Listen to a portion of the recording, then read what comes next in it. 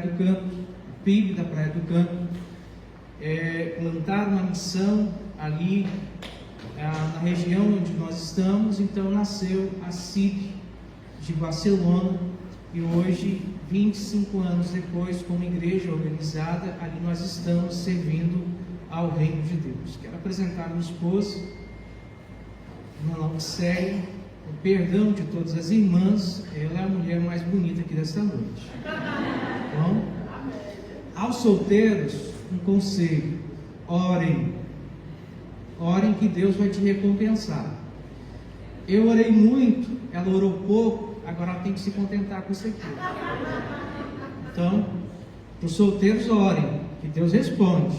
Ela não orou, agora ela tem que, até que a morte separe, né? E já são 16 anos, né, de união, que Deus tem nos abençoado, e ela tem sido uma bênção na minha vida particular, uma bênção no meu ministério pastoral. Amém, irmãos? Quero convidar você a abrir sua Bíblia juntamente comigo. Carta de Paulo aos Filipenses. Carta de Paulo aos Filipenses, capítulo 3. Carta de Paulo aos Filipenses, capítulo 3. Quero ler com você os versos de 12 a 16.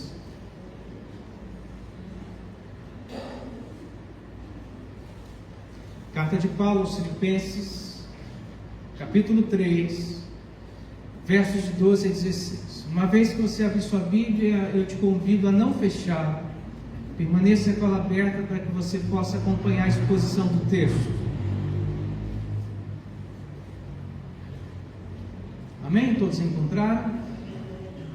Mesmo assentados assim como nós estamos, mas em reverência à palavra do nosso Deus, assim nos diz: não que eu já tenha alcançado, ou que já seja perfeito, mas prossigo para alcançar aquilo para que já fui também preso por Cristo Jesus. Irmãos, não julgo que haja alcançado, mas uma coisa faço, e é que, esquecendo das coisas que atrás ficam, e avançando para as que estão diante de mim, prossigo para o alvo, pelo prêmio da soberana vocação de Deus em Cristo Jesus. Pelo que todos quantos já somos perfeitos, sintamos isto mesmo, e sentis alguma coisa, de outra maneira também Deus vô-lo revelará. Mas naquilo que já chegamos, andemos segundo a mesma regra e sintamos o mesmo. Que Deus nos abençoe, e que o Espírito Santo do Senhor complete essa palavra aos nossos corações. Amém? Eu quero pensar com você um pouquinho nessa noite sobre o seguinte tema: onde você tem gastado a sua vida? Onde você tem gastado a sua vida? E quando eu digo gastar a vida, eu não estou falando em questão financeira. Eu não estou falando sobre questões monetárias. Eu estou querendo me referir aonde você tem empenhado aquilo que Jesus conquistou por você na cruz do Calvário. Nós vivemos um tempo em que as pessoas, elas riscaram literalmente uma palavrinha do seu dicionário chamado paciência. E hoje pela manhã, na nossa igreja, durante a escola bíblica dominical, eu brinquei com os irmãos que parece que Deus, ao nos criar, na nossa caixa de fusível, Ele esqueceu de colocar o fusível da paciência. Crente não tem paciência. Nós já oramos com o olho aberto e o olho fechado para ver se Deus já respondeu às nossas orações. Nós colocamos um propósito diante de Deus e não temos a paciência para esperar o tempo de Deus nas nossas vidas. Olhe, por exemplo, Israel. Deus entra com o poder e propósito dele para libertar Israel do Egito. Ele havia feito uma promessa a Israel lá em Gênesis capítulo 12, uma aliança com Abraão. Ele dá uma ordem a Abraão dizendo: sai da sua terra, da sua parentela, do meio da sua gente, Porque em toda a geração de Abraão, o único que ele encontrou um coração aprazível e agradável e voltado ao coração de Deus foi Abraão. E para que ele não se contaminasse com a geração dele, Deus saca Abraão do meio da geração dele e dá uma ordem para ele: vai para um lugar que eu te mostrarei, a terra de Canaã. Vai se passar 400 anos. Quando José se torna governador do Egito, e Jacó desce com a sua casa para lá, e José morre, e um outro faraó sobe a casa, e começa a governar, e não se lembra mais de José, e os hebreus agora são feitos escravos. Deus traz agora à tona a aliança que ele havia feito com Moisés. Deus liberta o povo após 10 pragas e tira esse povo com a mão poderosa, e esse povo começa a marchar sobre o deserto. E quando eles estão diante do Mar Vermelho, mesmo depois de ver a mão poderosa de Deus sobre a vida deles, a atitude deles com Deus e com Moisés não havia sepultura suficiente no Egito para que morramos lá, melhor era ser escravo no Egito do que morrer aqui. E a ordem de Deus para aquele povo é: aquiete-se. Moisés diz a eles: olha, fiquem quietos, fiquem calmos, não temas, aquieta o coração, tenham paciência, e vede o grande livramento que Deus vai fazer, porque o Senhor pelejará por vocês. Mas aquele povo está com o coração nervoso. No versículo 15 de Êxodo, capítulo 14, quando Moisés se dirige a Deus, aí Deus faz uma pergunta até icônica a Moisés: por que você clama a mim, Moisés? Diga ao povo que marche. E quando o povo começa a marchar, o mar se abre. E aí lá no finalzinho do capítulo 14, o texto diz: e viu o povo como que Deus era poderoso, como Deus libertou eles de maneira poderosa. Mas o que nós vemos, irmãos, é que nos dias de hoje as pessoas se tornaram imediatistas. Nós somos um povo que queremos o céu, queremos as glórias de Deus, queremos as bênçãos de Deus, queremos a morada celestial, mas não vivemos essa expectativa e não cremos nessa expectativa e queremos que tudo aconteça no aqui e agora. Basta você olhar para as apelações que muitas das vezes nós vemos nos dias atuais. Eles querem mudar o Evangelho. Já não é mais o Evangelho da cruz, é o Evangelho daqui e agora. Não é o Evangelho em que você precisa confessar o seu pecado para que a graça de Deus te alcance. É o Evangelho que você tem que ir, que é Jesus que tem que aceitar você do jeito que você é. Olhem para as bibliotecas das livrarias. Estão recheadas de livros de autoajuda que te ensina a como resolver seus problemas emocionais, que ensinam como resolver os seus problemas de casamento, que ensinam a resolver os seus problemas de finanças. Mas o grande problema é que foram escritos por pessoas que nunca passaram por isso, ensinam como revitalizar a igreja, mas nunca pastorearam a igreja, ensinam como resolver problemas de emoções, mas nunca passaram por aquelas questões, ensinam você a cuidar do seu casamento, mas nunca sequer conseguiram ficar num único casamento, mas estão dando conselho para as pessoas a como cuidar das suas vidas. E a questão dessa noite é: onde você tem se movido? Aonde você tem colocado a sua vida? Aonde você tem empregado a sua vida? Quando Jesus ele morre naquela cruz, e aquele véu se rasga ao meio, e ele nos dá livre acesso ao trono de Deus, e a palavra de Deus nos fala que agora nós temos nova vida. e uma vida em abundância. A pergunta para nós nesta noite, para mim e para você é: o que eu e você estamos fazendo com esta vida? Esta vida que custou um preço, e o preço da morte do Filho de Deus, ela não pode ser vivida de qualquer maneira. Ela não pode ser desperdiçada com imediatismo. Ela não pode ser empregada de qualquer forma. E a questão é: onde eu e você estamos gastando a nossa vida? Mas deixe eu ilustrar isso melhor para você. Havia um jovem violonista, e ele foi, enfim, para a sua primeira e grande apresentação no anfiteatro.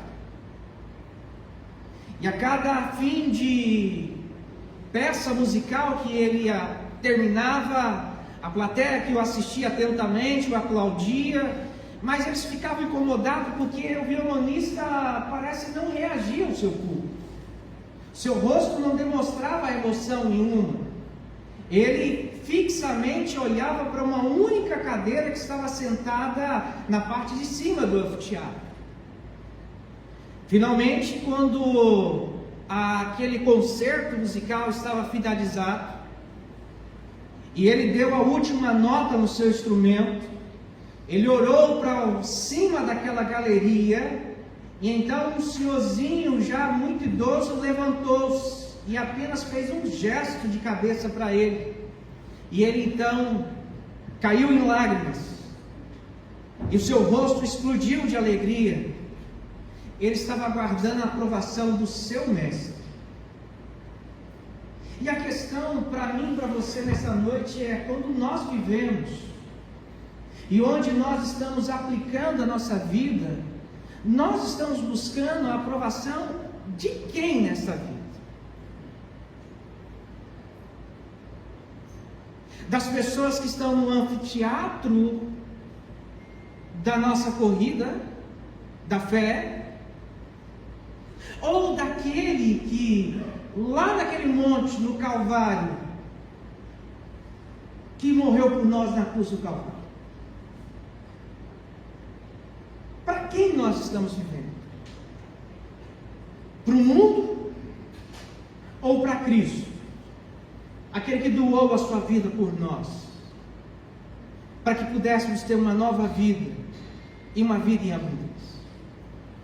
Mas percebam, meus amados irmãos, que o apóstolo Paulo nessa carta ele é muito específico.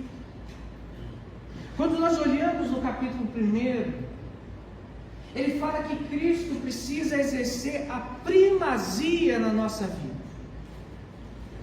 Quando nós olhamos no capítulo 2, ele fala que Cristo precisa exercer a supremacia na nossa vida. E ele dá um exemplo porque ele precisa. E ele no capítulo 2 ele fala do exemplo de humilhação, que ele foi um homem perfeito, que ele sendo Deus, ele não se comparou, mas ele tomou a forma de um homem, veio a esse mundo, abdicou de sua forma e se humilhou e foi obediente até a morte de cruz.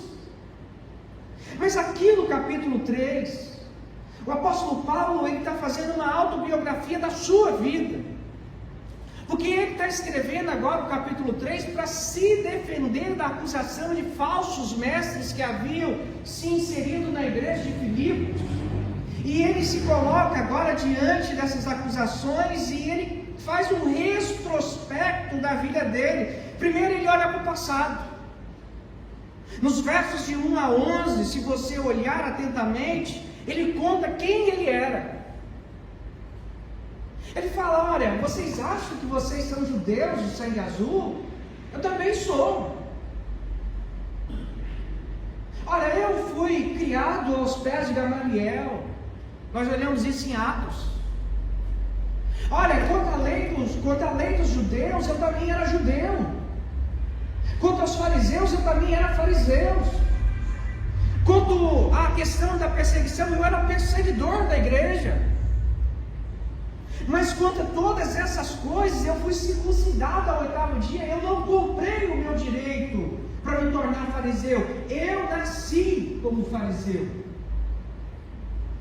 Paulo olha para o presente, quando nós olhamos os versos de 2 a 16, quando os versos que nós acabamos de ler. E aí ele começa a dizer a seguinte coisa: olha, eu não estou dizendo que eu sou melhor do que vocês, mas o que eu estou dizendo para vocês é o seguinte: aquele passado que eu tive, aquilo que eu fui no passado, que vocês conheceram como Saulo de Tarso, aquele que perseguiu, que massacrou os cristãos, aquilo ficou lá na estrada de Damasco. Quando Jesus Cristo me encontrou e me deu uma nova oportunidade, e me falou que eu iria entender o que era uma vida com Ele, que Ele havia me separado para levar a palavra do Senhor aos gentios. Então, Saulo de Tarso morreu lá naquela estrada, porque aquilo que para mim eu considerava como lucro, eu agora considero como um refúgio. E a palavra original aqui no grego é literalmente estrumo. Ele diz: tudo isso que vocês acham que é uma beleza para vocês aí, estão se vangloriando, eu considero como estrume, um monte de cocô de cavalo. Eu considero isso um passado na minha vida. Eu estou olhando para o meu presente, aquilo que Cristo está construindo no meu presente, e aí Ele olha para o futuro. Os versos 17 a 21, e ele fala: eu estou olhando para aquilo que Cristo está me reservando na eternidade.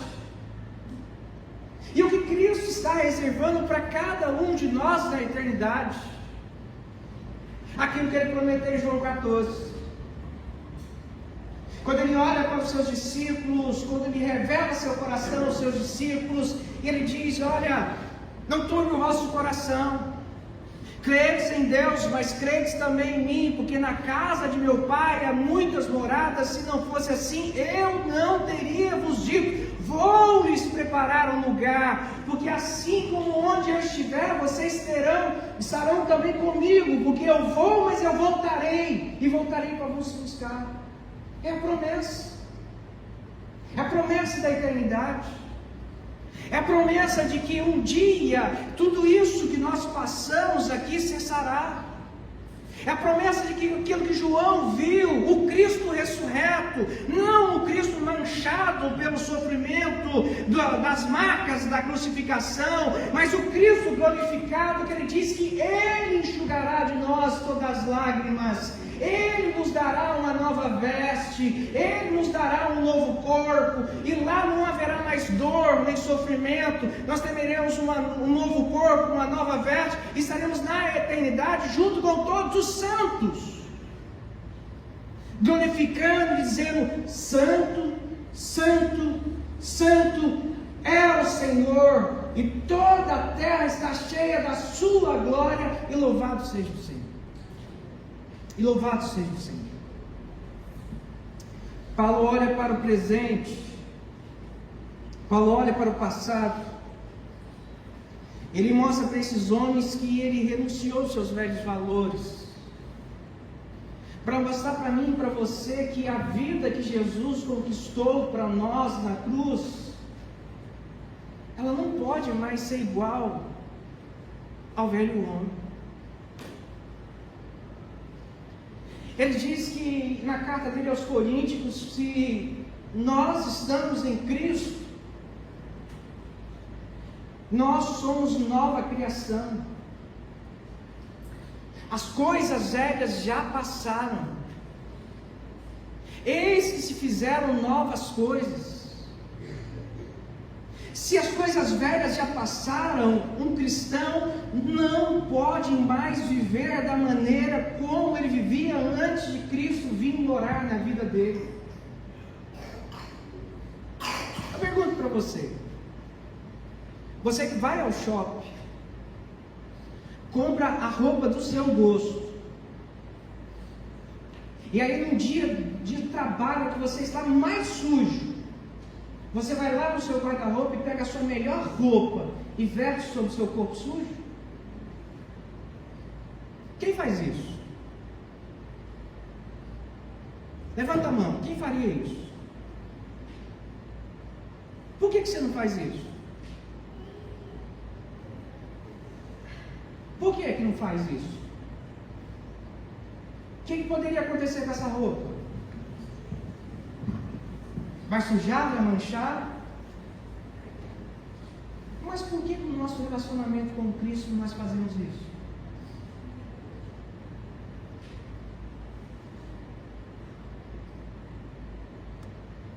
Ele nos lavou, mas nós queremos continuar usando vestes sujas na presença dele. Quando eu quero viver uma vida santa na igreja, mas quando eu saio por aquelas portas, eu vivo uma vida mundana lá fora. Eu acho que a vida santa é somente aqui.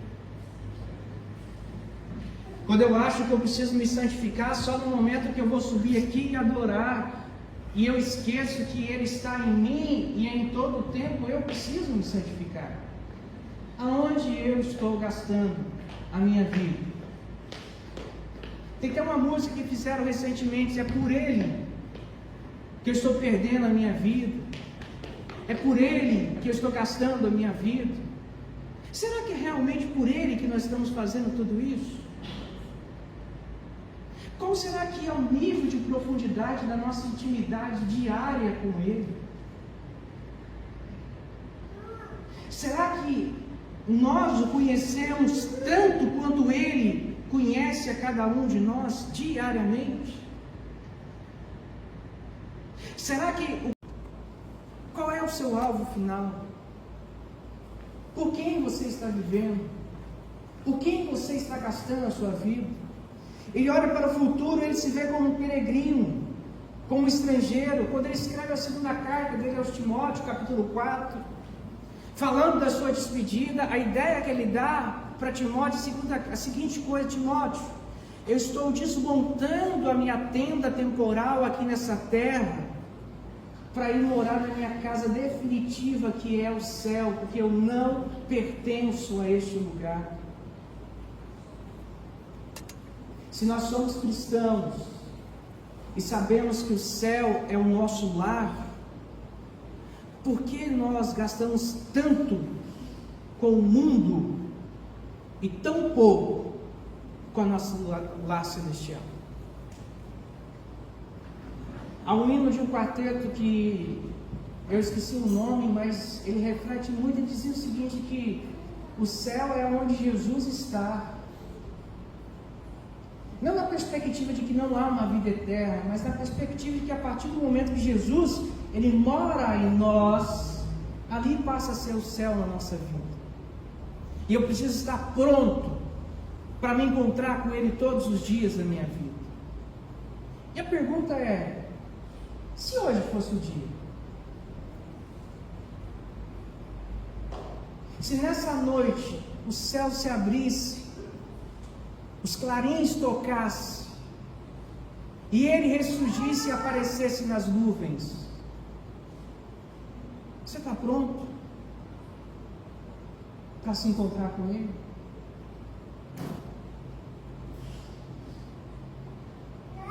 Porque às vezes a nossa perspectiva de eternidade é assim: Senhor, eu quero o céu, mas adia mais 2000 anos aí para frente.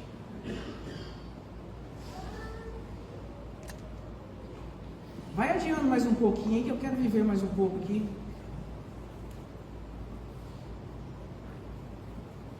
E quanto não entendemos que quanto mais perto nós estivermos dele, melhor. Porque nós não sabemos quando vai ser o dia que nós estaremos diante do nosso Salvador. Mas e as nossas mãos estarão como? Limpas e marcadas pelo trabalho na seara dele, ou sujas e manchadas ainda pelas coisas desse mundo? Mas eu quero olhar para esse texto, meus irmãos, e eu queria deixar algumas lições para você refletir nessa noite. Primeiro, nós não podemos gastar a nossa vida com o comodismo diante dessa grande corrida chamada vida cristã. E quando nós olhamos os versos 12 e 13, a parte A desse texto,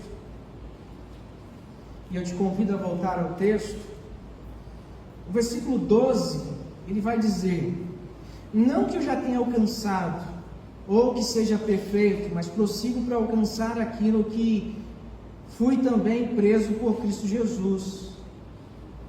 Irmãos, quanto a mim, não julgo que haja alcançado, mas uma coisa faço, ele mostra para nós, meus amados irmãos, que ele não tem uma satisfação pela condição que ele está. Ele não se acomoda por aquilo que ele está vivendo. Paulo é um homem exemplar naquilo tudo que ele viveu na vida dele por Cristo Jesus, e mesmo no momento final da vida dele, ele não se lamúria pelos sofrimentos que ele teve por Cristo Jesus. Ele tinha um único desejo no coração dele: que ele pudesse terminar a missão que Cristo Jesus deu a ele, independente do que acontecesse com ele. Era isso o objetivo do coração dele. Mas Paulo não era os únicos homens que oravam dessa maneira. John Knox, na Escócia, certa vez, quando ele olhou para a condição espiritual daquele país, ele orou tão intensamente ao Senhor, e ele disse em uma das suas orações: Senhor, dá-me a Escócia ou eu morro. George Whitefield, que também era missionário, ele dizia ao Senhor: Senhor, se não quer dar-me almas, retire a minha. Porque se eu não posso pregar, se eu não posso alcançar as almas, o que eu estou fazendo nesse mundo? John Bunyan, que era um pregador batista dos séculos de 1800 e pouco, ele dizia: na pregação eu não podia contentar-me sem ver o fruto do meu trabalho. Ou seja, qual era o fruto do trabalho? A alma se chegando a Cristo. Matthew Henry, um grande escritor também anglicano, ele dizia: sinto maior gozo em ganhar uma alma para Cristo do que ganhar montanhas de ouro e prata para mim mesmo. Dirac Lima Moody, o evangelista que era sapateiro, ele dizia: usa-me então, meu Salvador, para qualquer alvo, em qualquer maneira que precisares. Aqui está meu pobre coração, uma vasilha vazia, enche com tua graça. Paulo nos ensina, meus amados irmãos, que como cristão, nós não podemos deixar que o comodismo tome conta do nosso coração e comecemos a ficar no automático. Olhe, por exemplo, as nossas orações. Você lembra como você era quando se converteu? Quando você pecava, como era o senso de urgência de se apresentar a Deus e pedir perdão a Deus pelos seus pecados? E hoje, existe o mesmo senso de urgência? Tem vezes que a gente passa até 2, 3 dias sem orar. Tem vezes que a gente passa até semanas sem ler a Bíblia, a não ser no ajuntamento na igreja. Eu não sei se vocês aqui têm o costume, mas na nossa igreja a gente faz a jornada anual de leitura bíblica. Mas a gente pode contar nos dedos as pessoas que terminam a jornada anual de leitura bíblica. Mas no início é fogo. Mas com o passar do tempo a gente vai deixando o comodismo tomar conta da nossa vida. Quer ver um exemplo? Quem usa a Bíblia no celular e levanta a mão? A Bíblia no celular.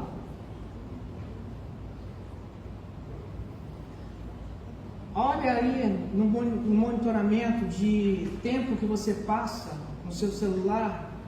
Quanto tempo você usou a sua Bíblia e quanto tempo você usou suas redes sociais?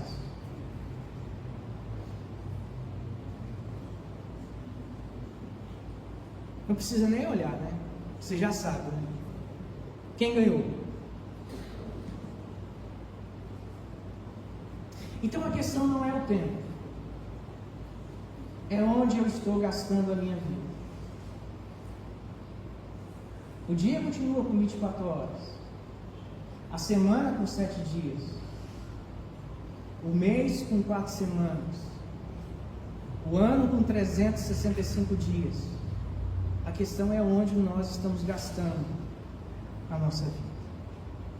Segundo, precisamos empregar melhor a nossa vida nessa grande corrida chamada vida cristã.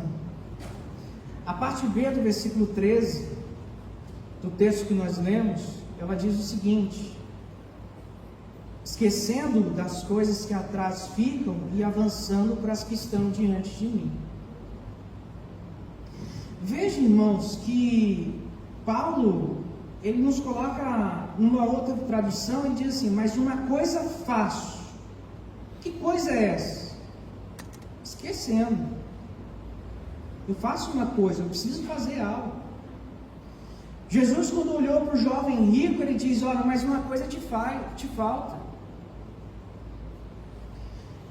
Jesus, quando olha para Marta, quando ela chama a atenção de Jesus, porque Maria estava aos pés dele, e ela estava de um lado para o outro ali, atarefada com as demandas de casa, ele diz: olha, mas uma coisa é necessária, e essa coisa não vai ser tirada de Maria. Uma coisa nos falta. Que coisa é essa? Essa coisa, irmãos, é dedicarmos mais de nós a Cristo, para que diariamente Ele cresça e a nossa vontade, o velho eu, possa diminuir.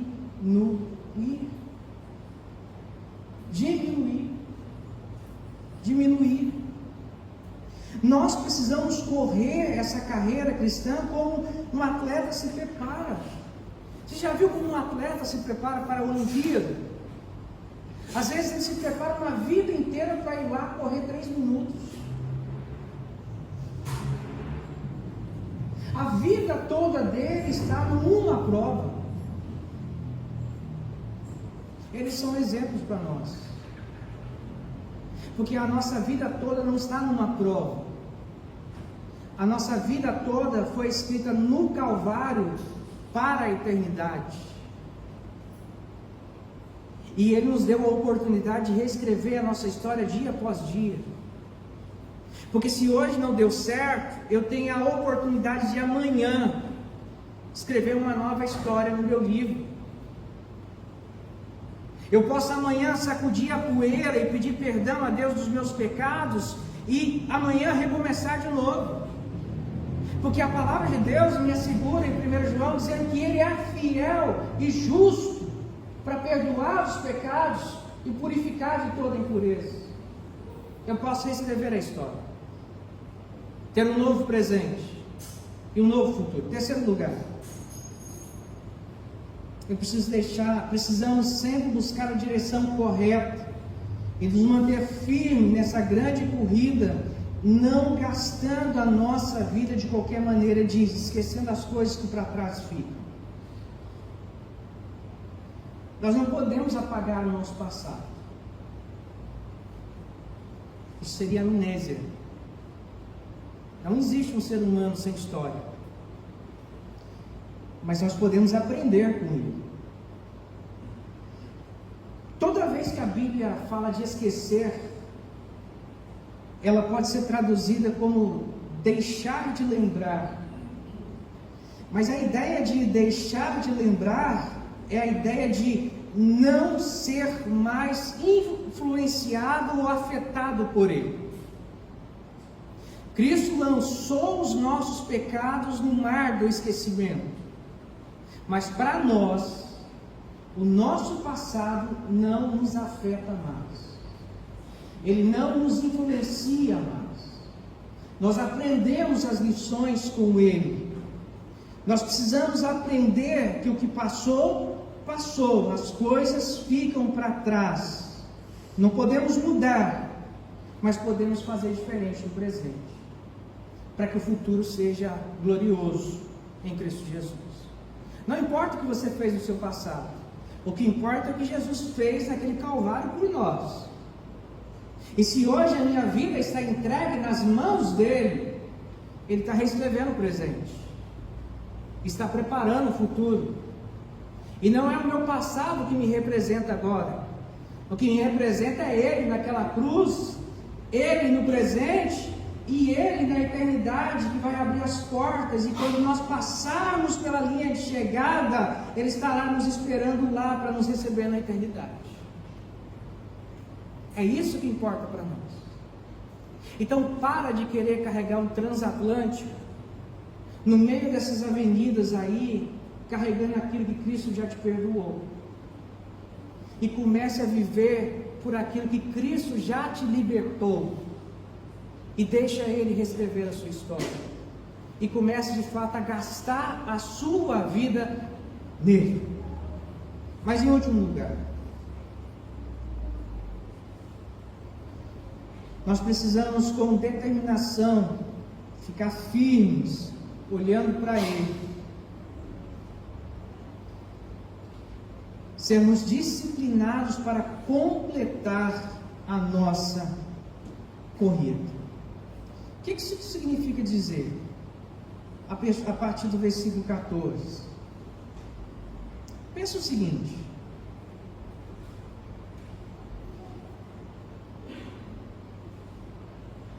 Tem algum irmão aqui que é fã de futebol? Ok. Permita ilustrar isso. Imagine se o capitão do seu time, no dia de uma final, chegasse na partida contra o maior rival do seu time, e diante do técnico dissesse assim: gente, para o seu time, naquela partida definitiva do campeonato, e dissesse assim: muito bem pessoal, vamos deixar que o técnico vai cuidar de tudo.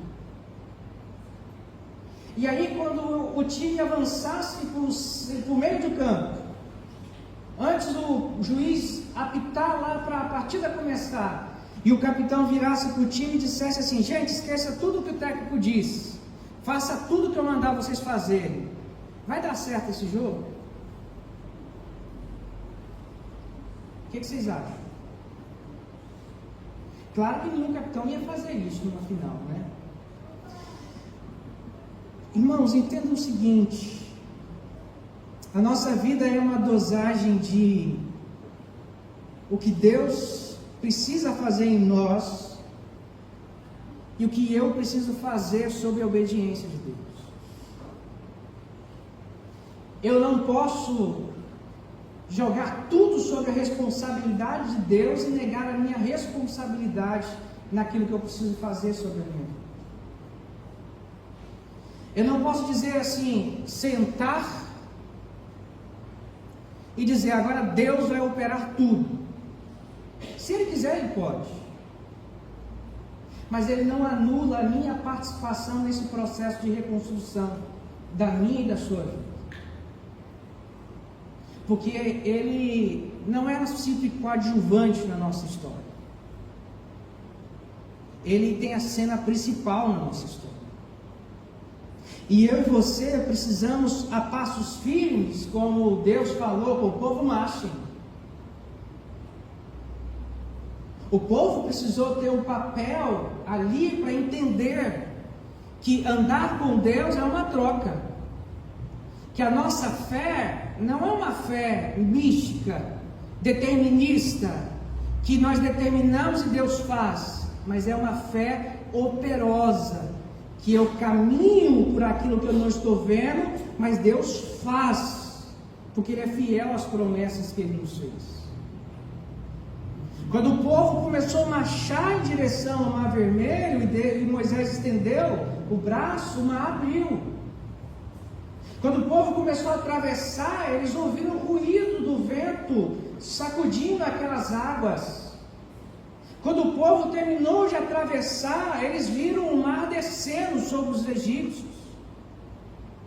Eu confio em Deus, mas eu preciso fazer essa corrida até o céu. Durante esse percurso, muitos obstáculos vão acontecer, mas a ordem de Jesus para os discípulos dele naquela noite não foi: vão em frente às tempestades. Ele disse: vão e cheguem ao outro lado.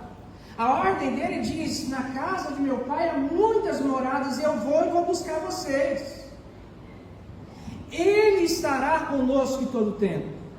Ele nos guardará em todo o tempo. Ele estará conosco e nos ajudará a passar por todos esses obstáculos, porque nos ajuda a amadurecer a nossa fé e a crescer. Não é assim que nós fazemos com nossos filhos? Chega uma hora que caminhamos com a mão dada, mas não chega uma hora que a gente solta a mão para ele crescer, mas a gente está sempre junto ali para apoiar? Deus não nos abandona, mas Ele está sempre junto, caminhando para o nosso amadurecimento, para o nosso fortalecimento. São os nossos olhos, às vezes, que estão obstruídos, mas Ele nunca nos abandonou. Ele está sempre onde Ele esteve, no trono, reinando, cuidando, presente, nos guardando, para que eu e você possamos verdadeiramente gastar a nossa vida nele. Mas eu termino perguntando a você: onde você tem gastado a sua vida? E eu queria convidar você a fechar os seus olhos nesse instante, e aqui eu encerro. Se não é com Ele, o desafio nesta noite para você é: gaste mais tempo por Ele. Gaste mais tempo com Ele.